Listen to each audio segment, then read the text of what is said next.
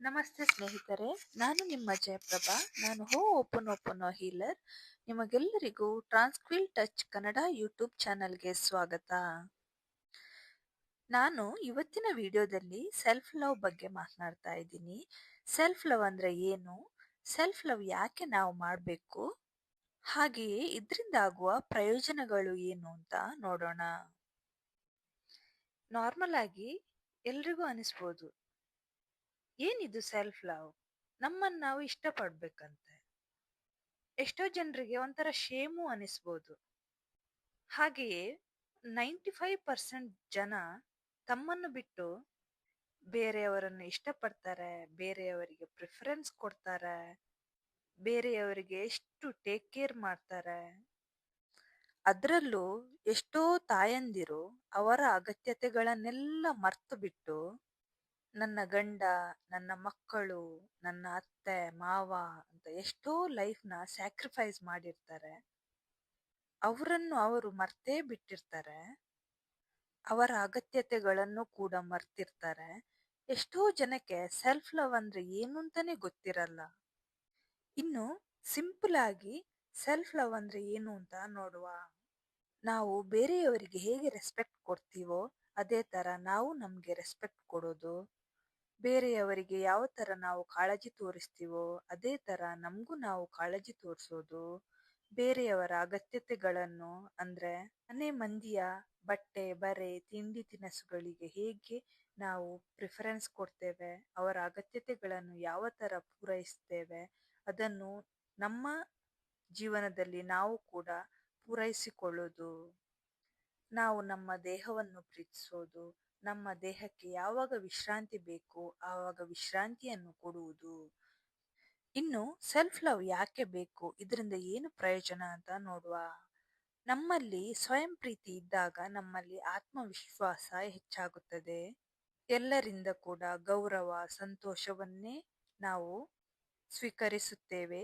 ಹಾಗೆಯೇ ನಮ್ಮ ಜೀವನದಲ್ಲಿ ಕೂಡ ಒಳ್ಳೆ ಒಳ್ಳೆ ವ್ಯಕ್ತಿಗಳನ್ನು ನಾವು ಆಕರ್ಷಿಸುತ್ತೇವೆ. ಇನ್ನು ಎರಡನೇದಾಗಿ ಸೆಲ್ಫ್ ಲವ್ ಇರೋದ್ರಿಂದ ನಮ್ಮಲ್ಲಿ ಮೆಂಟಲ್ ಹೆಲ್ತ್ ಮತ್ತೆ ಇಮೋಷನಲ್ ಹೆಲ್ತ್ ಬ್ಯಾಲೆನ್ಸ್ ಆಗಿರ್ತದೆ. ಅದು ಹೇಗೆ ಅಂದ್ರೆ, ನಾವು ಯಾವುದರ ಬಗ್ಗೆ ಕೂಡ ಅತಿಯಾಗಿ ಆಲೋಚನೆ ಮಾಡುವುದು ಕಡಿಮೆ ಆಗ್ತದೆ. ನಮ್ಮಲ್ಲಿ ಒತ್ತಡ ಆತಂಕ ಎಲ್ಲಾನು ಕಡಿಮೆಯಾಗಿ ನಿಮ್ಮ ಮಾತಿನ ಅಗತ್ಯ ಎಲ್ಲಿ ಇರ್ತದೋ ಅಲ್ಲಿ ಮಾತ್ರ ಮಾತನಾಡ್ತೀರಾ. ಅಂದ್ರೆ ಪ್ರತಿಯೊಂದು ಮಾತಿನಲ್ಲೂ ಸ್ಪಷ್ಟತೆ ಇರುತ್ತದೆ. ಅದು ತಪ್ಪು ಆಗಿದ್ದರೆ ತಪ್ಪು ಎಂದು ಖಡಾಖಂಡಿತವಾಗಿ ಹೇಳ್ತೀರಾ. ಹಾಗೆಯೇ ನೀವು ಟಾಕ್ಸಿಕ್ ಜನರಿಂದ ದೂರ ಆಗ್ತೀರಾ. ಇನ್ನು ಮೂರನೇದಾಗಿ ನೀವು ಸೆಲ್ಫ್ ಲವ್ ಮಾಡೋದ್ರಿಂದ ನಿಮ್ಮ ಮನಸ್ಸಿನಲ್ಲಿರುವಂತಹ ಹಳೆಯ ಗಾಯಗಳನ್ನು ನೀವು ಹೀಲ್ ಮಾಡ್ಕೊಳ್ಬೋದು. ಹಾಗೆಯೇ ಅದನ್ನು ರಿಲೀಸ್ ಕೂಡ ಮಾಡ್ಕೊಳ್ಬೋದು. ಹಳೆಯ ಗಾಯಗಳು ಅಂದ್ರೆ ನಿಮ್ಮನ್ನು ಯಾರಾದ್ರೂ ತುಂಬಾ ಇನ್ಸಲ್ಟ್ ಮಾಡಿರ್ಬೋದು, ನಿಮ್ಮ ತಪ್ಪು ಇಲ್ಲದಿದ್ದರೂ ನಿಮ್ಮನ್ನೇ ಬ್ಲೇಮ್ ಮಾಡಿರ್ಬೋದು, ಅಥವಾ ನಿಮ್ಮನ್ನು ಬೇರೆಯವ್ರ ಜೊತೆ ಕಂಪೇರ್ ಮಾಡಿರ್ಬೋದು. ಇದೆಲ್ಲವೂ ನಿಮ್ಮ ಮನಸ್ಸಿಗೆ ತುಂಬಾ ಘಾಸಿ ಮಾಡಿರ್ಬೋದು.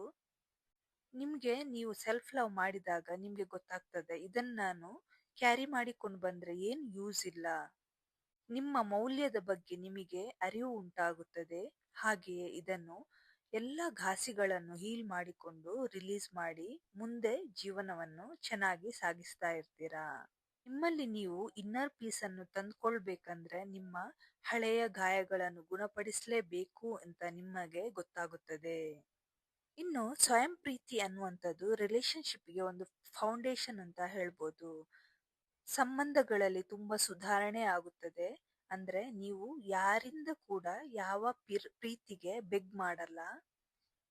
ಹಾಗೆಯೇ ನಿಮಗೆ ಎಲ್ಲಿ ಗೌರವ ಸಿಕ್ಕಲ್ಲ ಅಂತ ಜಾಗಕ್ಕೆ ಅಂತ ಜನರ ಸಂಪರ್ಕ ಎಲ್ಲ ಸ್ಟಾಪ್ ಮಾಡ್ತೀರಾ. ನಿಮ್ಮ ಪ್ರತಿಯೊಂದು ಮೂಮೆಂಟ್ ಅಲ್ಲೂ ಕೂಡ ಕ್ಲಿಯರ್ ಕಟ್ ಆಗಿರುವ ಕಮ್ಯುನಿಕೇಶನ್ ಇರುತ್ತದೆ. ಆದ್ದರಿಂದ ನೀವು ಒಳ್ಳೆಯ ಒಳ್ಳೆಯ ಜೀವನ, ಒಳ್ಳೆಯ ರಿಲೇಶನ್ಶಿಪ್, ಆರು ಅಪಾರ್ಚುನಿಟಿಗಳನ್ನು ನೀವು ಅಟ್ರಾಕ್ಟ್ ಮಾಡ್ತೀರಾ. ಇನ್ನು ನೀವು ನಿಮ್ಮನ್ನು ನೀವು ಸೆಲ್ಫ್ ಕೇರ್ ಮಾಡಿದಾಗ, ನಿಮಗೆ ನೀವು ಪ್ರಿಫರೆನ್ಸ್ ಕೊಡುವಾಗ ನಿಮ್ಮ ಸಬ್ ಕಾನ್ಶಿಯಸ್ ಮೈಂಡ್ಗೆ ಕೂಡ ಗೊತ್ತಾಗ್ತದೆ, ಇವಳಿಗೆ ತುಂಬಾ ಪ್ರಿಫರೆನ್ಸ್ ಕೊಡ್ತಾಳೆ, ತುಂಬಾ ಸೆಲ್ಫ್ ಕೇರ್ ಮಾಡ್ತಾಳೆ ಅಂತ. ಆದ್ದರಿಂದ ನಿಮ್ಮ ಲೈಫಲ್ಲಿ ಅಂತ ಜನರನ್ನೇ ಅಟ್ರಾಕ್ಟ್ ಮಾಡ್ತೀರಾ. ನಿಮಗೆ ಒಳ್ಳೆ ರೆಸ್ಪೆಕ್ಟ್ ಕೊಡೋ ಜನರನ್ನು ಅಟ್ರಾಕ್ಟ್ ಮಾಡುತ್ತೆ. ಹಾಗೆಯೇ ಒಳ್ಳೆಯ ಅಪಾರ್ಚುನಿಟಿಗಳನ್ನು ಅಟ್ರಾಕ್ಟ್ ಮಾಡುತ್ತೆ. ಒಳ್ಳೆಯ ರಿಲೇಶನ್ಶಿಪ್ಗಳನ್ನು ಕೂಡ ಅಟ್ರಾಕ್ಟ್ ಮಾಡೋ ಥರ ಸಬ್ಕಾನ್ಷಿಯಸ್ ಮೈಂಡೇ ಮಾಡುತ್ತದೆ. ಇನ್ನು ಸೆಲ್ಫ್ ಕೇರ್ ಅಥವಾ ಸೆಲ್ಫ್ ಲವ್ ಹೇಗೆ ಇಂಪ್ರೂವ್ ಮಾಡೋದು ಅಂತ ನೋಡೋಣ.